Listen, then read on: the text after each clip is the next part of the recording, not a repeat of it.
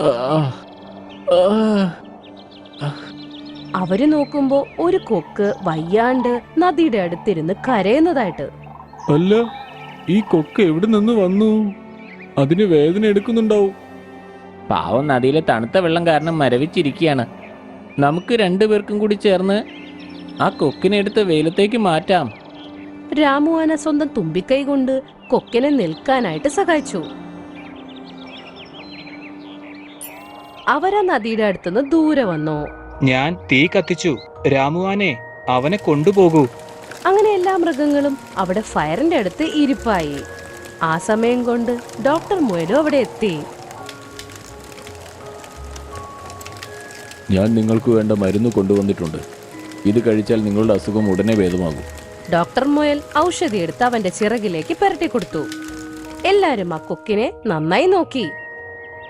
വൈകുന്നേരം ആയപ്പോ രക്തം മരച്ചു പോകുന്ന തണുപ്പ് വീണ്ടും തുടങ്ങി. എൻ്റെ ദൈവമേ, എന്തൊരു തണുപ്പാണിത്! എൻ്റെ രണ്ട് കൈയും കാലും മരവിച്ച പോലെ തോന്നുക. നിങ്ങൾ ഞാൻ കാരണം ഈ തണുപ്പത്ത് നിൽക്കരുത്. നിങ്ങളുടെ വീട്ടിലേക്ക് പോയി വിശ്രമിക്കൂ. ഇല്ല കൂട്ടുകാരാ, ഞങ്ങൾ നിന്നെ വിട്ട് എങ്ങോട്ടും പോകുന്നില്ല. ഞങ്ങളിൽ രണ്ടുപേരെപ്പോഴും നിന്റെ കൂടെ ഉണ്ടാവും. കാലുക്കരടി രാമു ആനയും കൊക്കിന്റെ അടുത്ത് തന്നെ നിന്നു. ബാക്കി എല്ലാവരും അവരവരുടെ വീട്ടിലേക്ക് പോയി.